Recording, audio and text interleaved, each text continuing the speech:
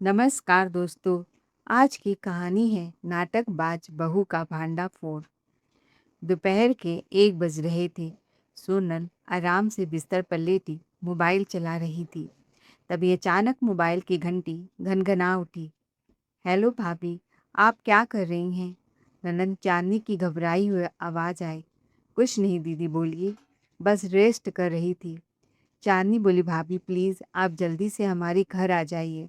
मैंने एक नहीं दो दो खाना बनाने वाली लगाई थी, लेकिन अचानक दोनों नहीं आ सकी। एक के पति की तबीयत खराब हो गई और दूसरी खुद बीमार हो गई। उधर आज आपके जीजा जी की प्रमोशन की खुशी में हमने बहुत बड़ी पार्टी रखी है। शाम को पूरी सोसाइटी, कॉलोनी के रसूखदार लोग और महेश के ऑफिस के बड़े बड़े अफसर और उनके परिवार वाले इस जश्न में शामिल होने वाले हैं। मैं अकेले कुछ भी नहीं संभाल पा रही। अगर आप आकर थोड़ी मदद कर दें तो मेरी इज्जत बढ़ जाएगी। शाम को घर पर इतने मेहमान आ रहे हैं कि पैर रखने की जगह नहीं होगी। एक काम करो, जल्दी ही बोरिया बिस्तर समेट कर मेरे घर आ जाओ। वहाँ आकर तुम्हें सारे मेहमानों के लिए खाना बनाना है। और ध्यान से सुन लो, दिमाग में नोट कर लो, मेन्यू में कढ़ाई पनीर, शाही पनीर, जीरा राइस और मीठे में खीर और पूड़ी होना चाहिए। और हाँ, कुछ वीआईपी मेहमान वक्त से पहले आ जाते हैं तो उनके लिए नाश्ते में पकौड़ियाँ और चाय बन जाना चाहिए। सोनल असमंजस में पड़ गई। शादी को अभी सिर्फ 8 महीना हुआ था, इसीलिए वह ननद को साफ साफ मना भी नहीं कर पा रही थी। चांदनी ने फिर प्यार से कहा, भाभी आपको अच्छी तरह याद होगा, अभी तो सिर्फ 1 हफ्ता ही बीता है जब आपके मायके से एक साथ 10-10 मेहमान अचानक चले आए थे। तब मैंने अपने घर की जरा भी परवाह नहीं की थी। आपके एक फ़ोन पर दौड़ी दौड़ी चली आई, आपकी पूरी रसोई संभाल ली थी, पूरा खाना अपने हाथों से बनाया, मेहमानों की खातिरदारी की, बर्तन समेटे, हर छोटी बड़ी जिम्मेदारी मुस्कुराते हुए निभाई। मैंने कभी एहसान नहीं जताया, क्योंकि मुझे लगा था कि हम दोनों सिर्फ ननंद भाभी नहीं बल्कि एक दूसरे का सुख दुख बांटने वाली बहनें हैं। लेकिन आज मैं सचमुच बड़ी मुसीबत में फंस गई हूँ भाभी। पहली बार हाथ जोड़कर आपसे मदद मांग रही हूँ। अगर आज आपने मेरा साथ नहीं दिया तो मैं अकेले यह सब कैसे संभालूंगी? और भाभी, आपकी शादी के समय जब आप भाई के साथ हनीमून के लिए हांगकांग गई थी, माँ की तबीयत खराब हुई तो मैंने आपका टिकट कैंसिल नहीं करवाया। एक पल के लिए भी यह नहीं सोचा कि वह मेरी जिम्मेदारी है या नहीं। मैं रोज अपने घर का काम निपटा कर दौड़ी दौड़ी वहाँ आती थी। सुबह से देर शाम तक माँ की सेवा करती, उन्हें समय पर दवा देती, खाना बनाती, घर संभालती और फिर रात को अपने ससुराल लौटती थी। मैंने पूरी लगन से माँ की देखभाल की जिम्मेदारी अपने कंधों पर उठाई थी, क्योंकि मेरे लिए रिश्ते सिर्फ नाम के नहीं, दिल से निभाने के लिए होते हैं। आज पहली बार मुझे आपकी ज़रूरत पड़ी है, इसीलिए उम्मीद है कि आप भी उसी अपनापन के साथ मेरा साथ देंगी। तभी उसकी सास सविता जी आ गई और पूछा, क्या हुआ बहू, किसका फ़ोन है? सोनल ने कहा, माँ जी, चांदनी दीदी का फ़ोन है। उनके घर आज जीजा जी के प्रमोशन की पार्टी है। दोनों खाना बनाने वाली नहीं आई, इसीलिए वो मुझे मदद के लिए बुला रही हैं। सविता जी मुस्कुरा कर बोली, बेटा, रिश्ते ऐसे ही समय में निभाए जाते हैं। आज अगर तुम उसका साथ दोगी तो कल वह भी तुम्हारे हर सुख दुख में सबसे आगे खड़ी होगी। सोनल बोली, ठीक है दीदी, मैं आती हूँ, आप बिल्कुल चिंता मत कीजिए। चांदनी की खुशी का ठिकाना नहीं रहा। थैंक यू भाभी, आज आपने सिर्फ मेरी मदद नहीं की, मेरी इज्जत भी बचा ली। मैं आपका यह एहसान कभी नहीं भूलूंगी। आप आ जाएंगी तो मेरा आधा बोझ अपने आप उतर जाएगा। अब फ़ोन रखती हूँ, मुझे 100 काम है। फ़ोन करते ही सोनल के चेहरे का रंग बदल गया। अब उसके सामने सबसे बड़ा सवाल था, काम से बचने का कोई नया बहाना बनाया जाए। बाहर से उसने ठीक है दीदी मैं आती हूँ कह दिया था, लेकिन अंदर ही अंदर उसका गुस्सा सातवें आसमान पर था। सास के जाते ही वह बड़बड़ाने लगे, हूँ मेरे मायके वालों के सामने एक दिन क्या थोड़ा सा खाना बनाती हैं, बस आज उसी एहसान का ब्याज वसूलने निकल पड़ी। अलमारी से साड़ी निकालती वह फिर बड़बड़ाई, जीजा जी का प्रमोशन हुआ है, बड़े बड़े अफसर आने वाले, इसलिए अपनी शान दिखानी है। प्रमोशन आपके पति का हुआ है, तरक्की आपके परिवार की हुई है, तो काम भी आप खुद कीजिए। क्या मैं उनकी नौकरानी हूँ? दो दो काम वालियाँ नहीं आई तो सीधा भाभी याद आ गई। गुस्से में चूड़ियाँ पहनते हुए बोली, शर्म भी नहीं आई मुझे बुलाते हुए? लगता है दीदी को यही लगता है कि उनकी भाभी घर में खाली बैठी रहती है, बस बुलाओ और काम करवाओ। या फिर अपनी भारी जेब से पैसे खर्च करके किसी बड़े हलवाई को बुला लेती। अपने पति के पैसों में से एक चवन्नी भी क्या मुझ पर खर्च करेंगी?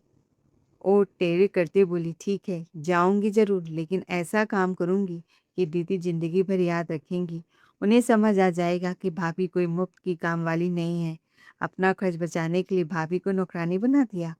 दोनों सास ननद को लगता है कि मैं घर पर बैठे-बैठे ऐश कर रही हूँ, इसीलिए मुझसे जितना काम करा लो उतना कम है।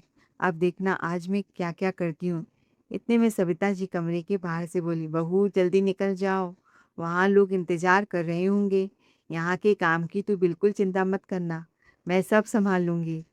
सोनल ने मन ही मन बड़बड़ाया, जी माँ जी, यहाँ की चिंता कौन करता है। इतना कहकर सोनल ने अपना पर्स उठाया और सीधे अपनी ननद चांदनी के घर के लिए निकल पड़ी।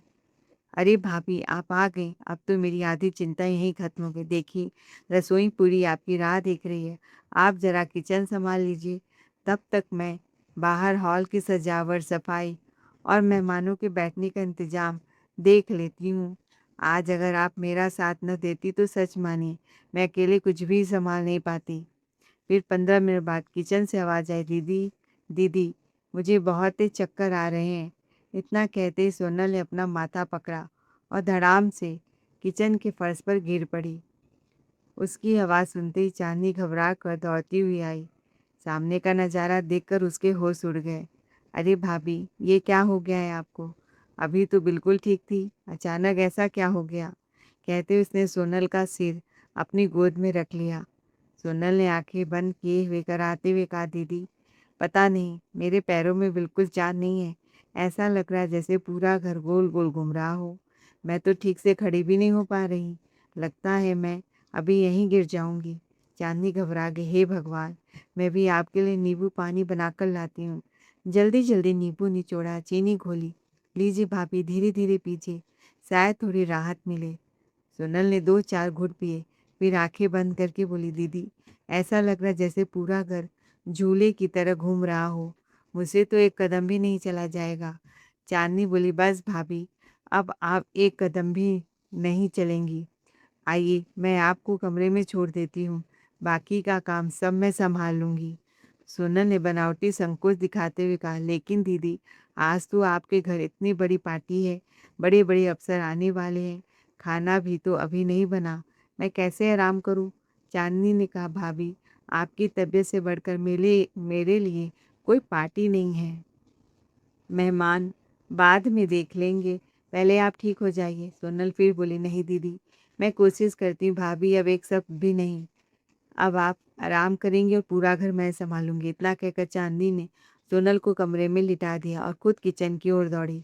किचन का हाल देखकर उसके पसीने छूट गए। चारों तरफ बिखरा हुआ सामान, गैस पर आधी उबली दाल, एक तरफ सब्जियां बन बिना कटी पड़ी थी, आटे का पूरा डिब्बा उलटकर फर्श पर फैल चुका था।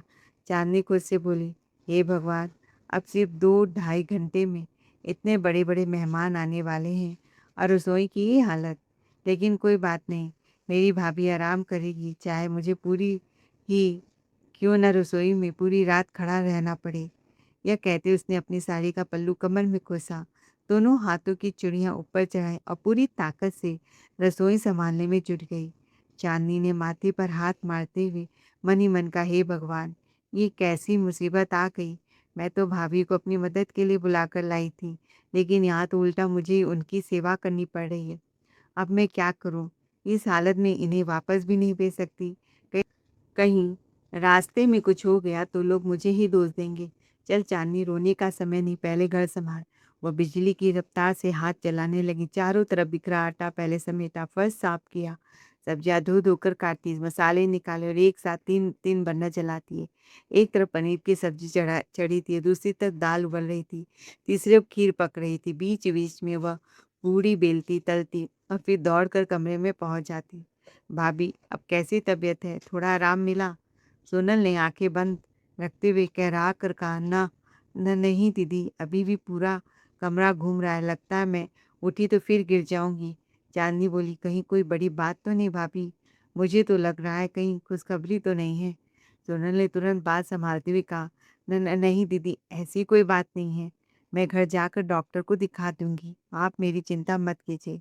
पहले मेहमानों का ध्यान रखिए। चांदनी फिर से रसोई की तरफ दौड़ गई।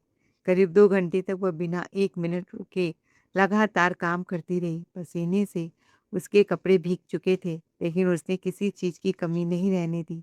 आखिरकार सारा खाना तैयार हो गया। 1-2 डिशेज़ उसने बाहर स्विगी से ऑर्डर कर दिया था। मेज़ सज गई, मेहमानों के आने का समय भी हो गया। तभी कमरे का दरवाज़ा खुला। सोनल आराम से उठकर बाहर आई, बाल ठीक किए, दुपट्टा सँभाला और मुस्कुराते बोली, अरे दीदी, अब मैं अच्छा फ़ील कर रही हूँ। पता नहीं चला कब चक्कर अपने आप गायब हो गए।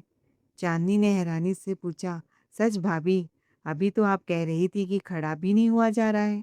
हाँ दीदी, शायद थोड़ी देर आराम करने से सब ठीक हो गया है। अब बताइए, कोई काम बचा हो तो मैं कर दूँ? चांदनी के मन में एक सवाल बार-बार उठ रहा था। ये कैसा चक्कर है, जो सारा काम खत्म होते ही अपने आप ठीक हो जाता है? भाभी, आप ज़रा मेहमानों के पास बैठकर उनसे बातें कीजिए, उनको खाना परोसिए, तब तक मैं जल्दी से तैयार होकर आती हूँ। ठीक है दीदी, आप जाइए। उधर चांदनी कमरे में पहुंची तभी रसोई से आती गर्मा-गर्म पनीर, पूड़ी और खीर की खुशबू से सोनल किचन में पहुंच गई। सोनल ने धीरे से दरवाज़ा खोला और इधर-उधर देखा। जब उसे यकीन हो गया कि कोई उसे देख नहीं रहा, तो उसने पहले अपने लिए एक बड़ी सी प्लेट निकाली। उसमें गरम-गरम पूड़ियाँ, शाही पनीर, पुलाव, रायता और खीर परोसी।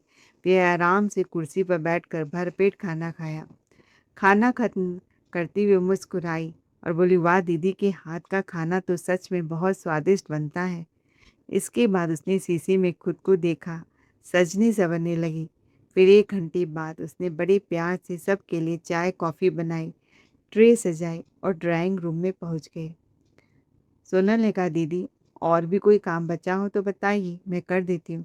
नहीं भाभी, अब सब काम हो चुका है। सोनल मन ही मन बड़बड़ाई, बस यही तो सुनना चाहती थी। खैर, मेहमानों के जाने के बाद सोनल ने कहा, दीदी आपका बिखरा घर समेट तो देती, लेकिन अगर फिर से चक्कर आने लगा तो? नहीं नहीं भाभी, आप रहने दीजिए, मैं सब कर लूँगी। रास्ते में ही सोनल ने अपनी माँ को फ़ोन मिला दिया। हेलो माँ, मैं ना कहती थी ये लोग मुझे फंसाने की पूरी कोशिश करेंगे। अरे माँ, मुझे तो काम कराने के लिए बुलाया गया था। सोच रहे थे कि मैं सुबह से रात तक रसोई में खटती रहूँगी, पर मैं भी आपकी बेटी हूँ, कोई कच्ची खिलाड़ी नहीं हूँ। आपका आइडिया काम कर गया माँ, वही चक्कर का बहाना बना दिया। बस किचन में गई, 10 मिनट बाद बोली, बहुत तेज चक्कर आ रहे हैं। फिर क्या था, दीदी खुद भाग दौड़ करती रही, मैं आराम से कमरे में मोबाइल चलाती रही।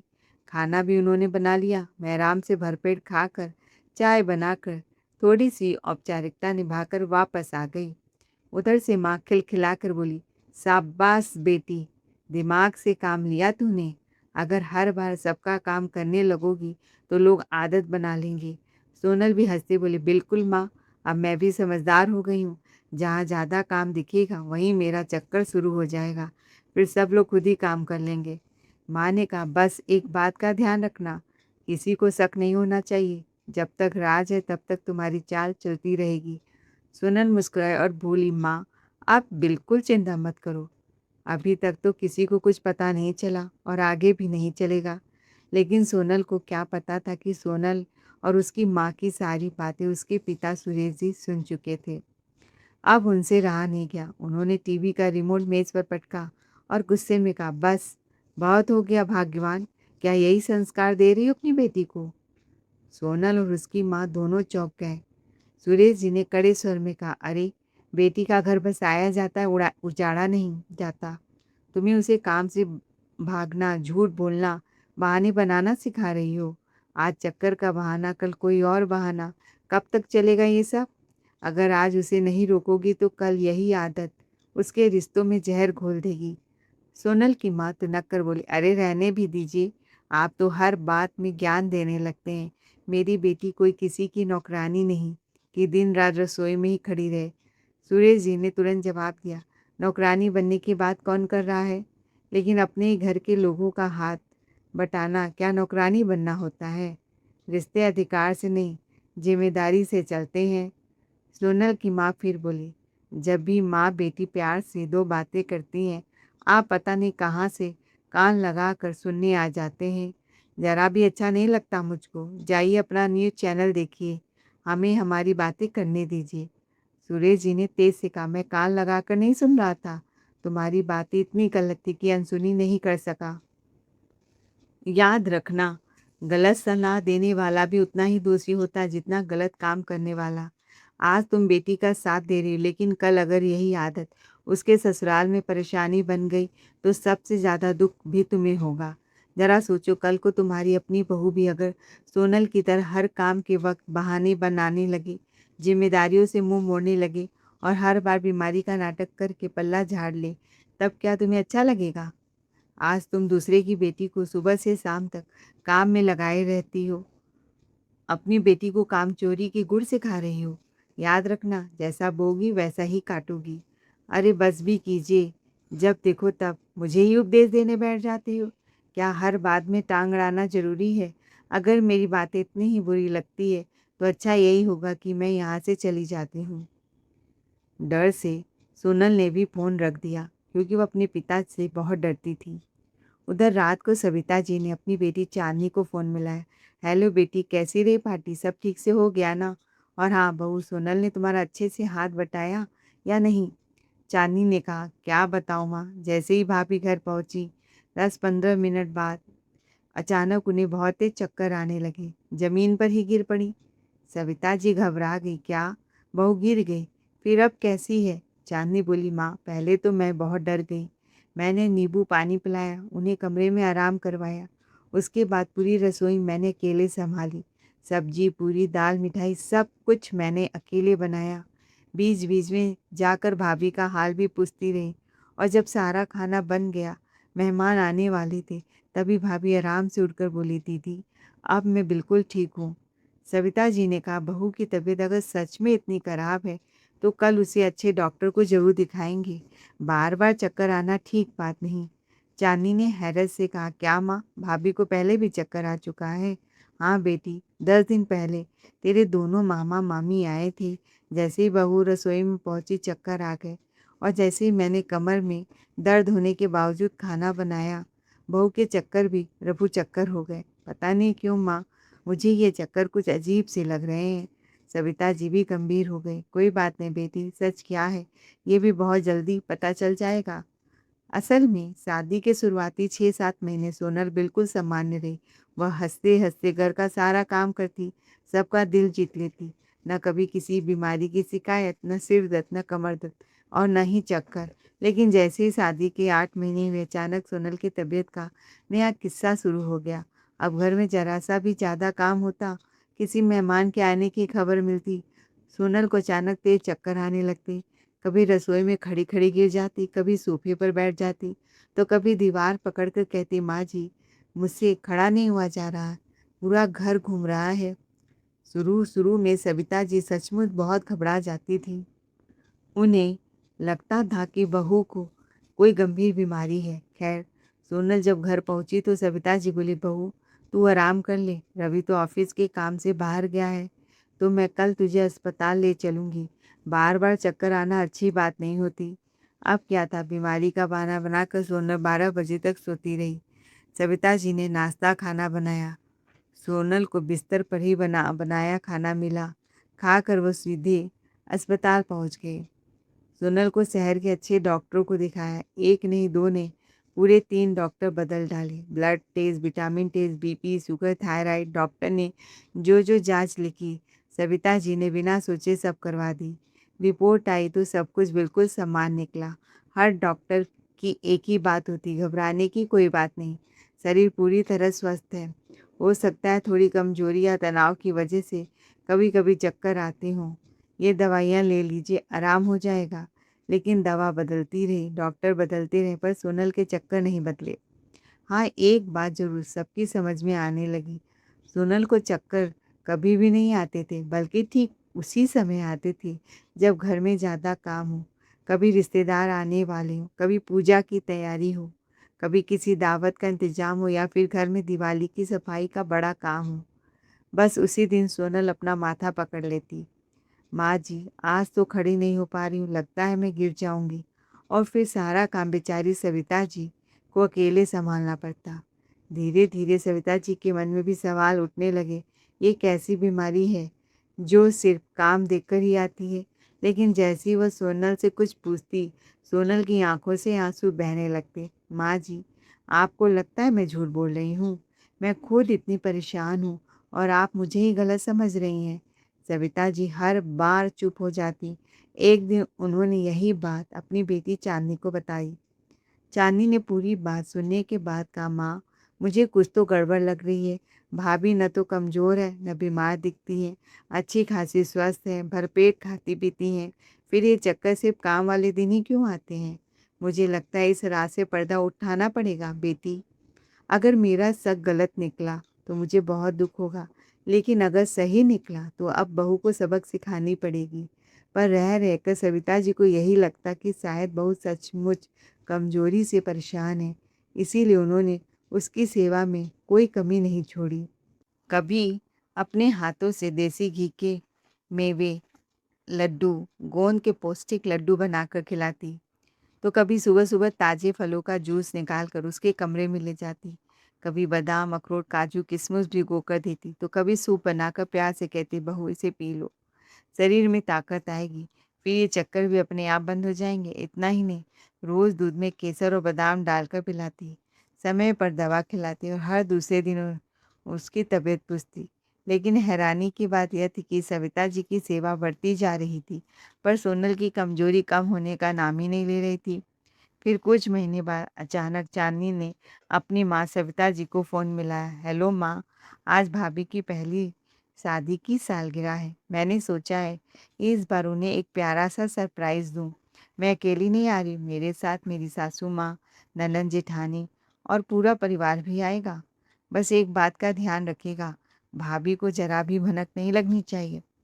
सविता जी बोली, बेटी, बहू तो अभी अपनी सहेलियों के साथ मूवी देखने गई है, रात को रवि के साथ डिनर पर जाएगी। चांदनी हंसते बोली, कोई बात नहीं माँ, तब तो सरप्राइज़ और भी मज़ेदार होगा। मैं 2 घंटे बाद आऊँगी, तब तक फिल्म भी खत्म हो जाएगी और भाभी भी घर पहुँच जाएंगी। उन्हें जरा भी शक नहीं हुआ कि हम सब उनके लिए इतना बड़ा सरप्राइज़ लेकर आने वाले हैं। सविता जी बोली, ठीक है बेटी, मैं भी कुछ नहीं बताऊंगी। चांदनी मुस्कुराकर बोली, बस माँ, आज भाभी के चेहरे की खुशी देखने लायक होगी। उधर सोनल अपनी सहेलियों के साथ फिल्म देखकर हंसते मुस्कुराते घर लौट रही थी। लेकिन जैसे उसकी नज़र घर के बाहर खड़ी गाड़ियों और दरवाजे पर रखे ढेर सारे जूते चप्पलों पर पड़ी, उसके कदम वहीं थम गए।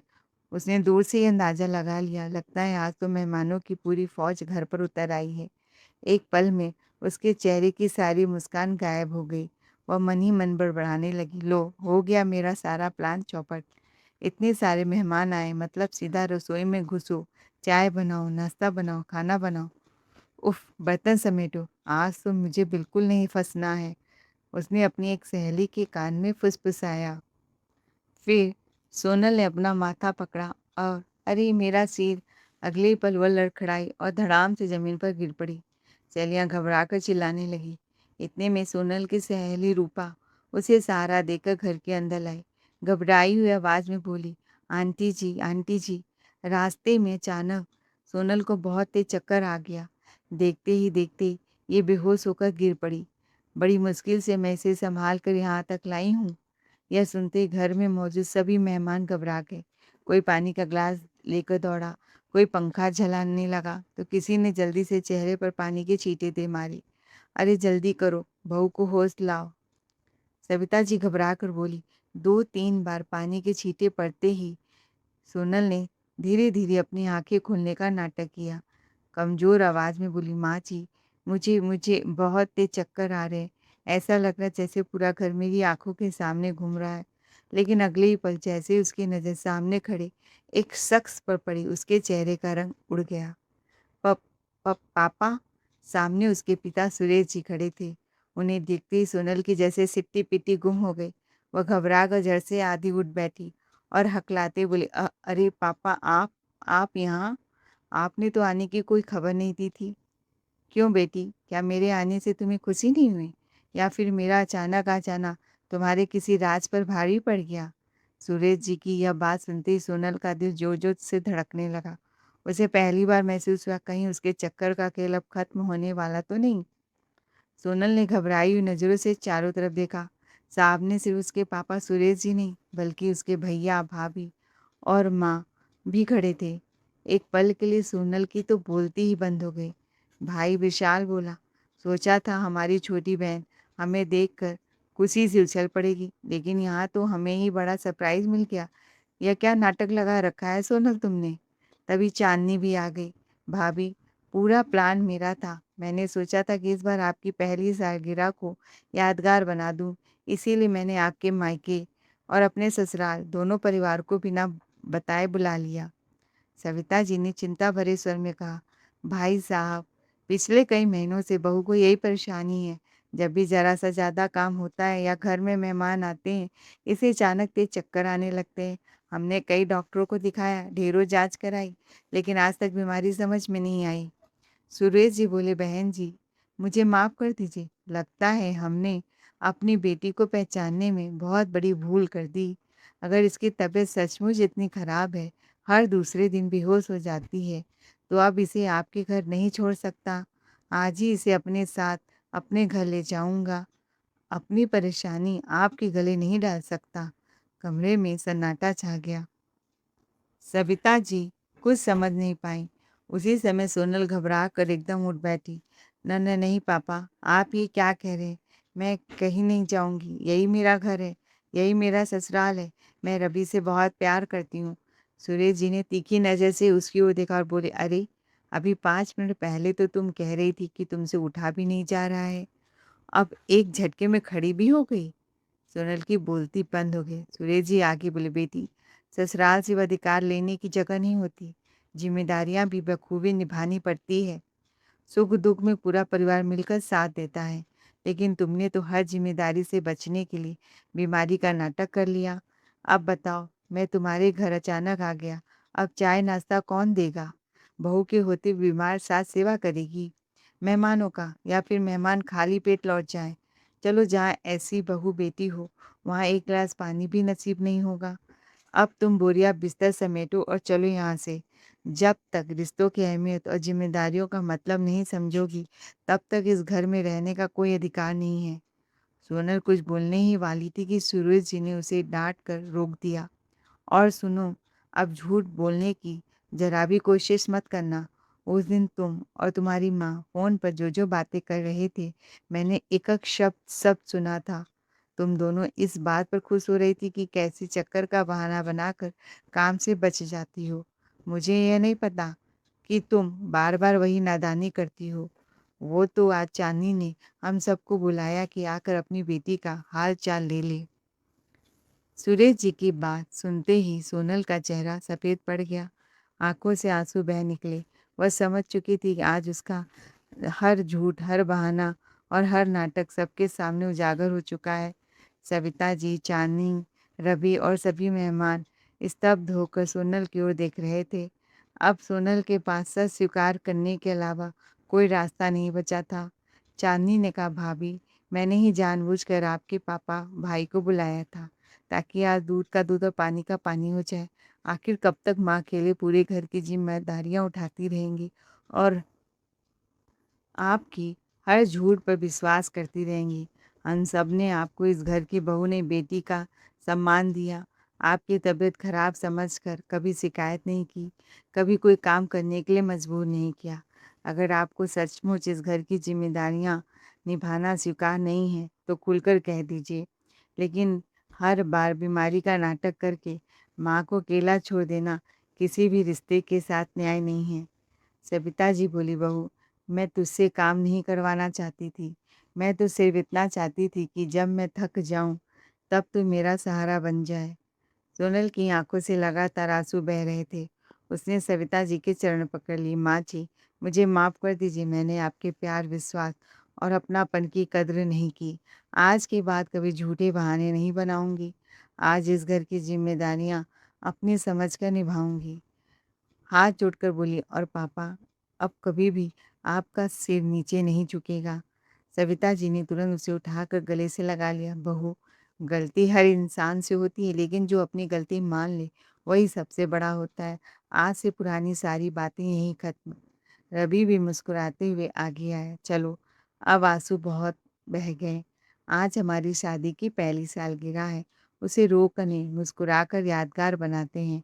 चांदनी हंस से बोले, अरे केक कब से हमारा इंतजार कर रहा है। पहले केक काटिए भाभी, फिर बाकी बातें होंगी। रवि और सोनल ने साथ मिलकर केक काटा। जैसे ही दोनों ने एक दूसरे को केक खिलाया, पूरा हॉल में तालियों की गड़गड़ाहट गूंज उठी। सविता जी ने बहू और बेटी के सिर पर हाथ रखकर आशीर्वाद दिया और सोनल किचन में गई सबके लिए चाय नाश्ता बनाने, खुशी खुशी। दोस्तों, आपको हमारी आज की कहानी कैसी लगी कमेंट करके ज़रूर बताएं। कहानी अच्छी लगी हो तो चैनल को लाइक शेयर सब्सक्राइब ज़रूर करें। Thanks for watching ARK voice.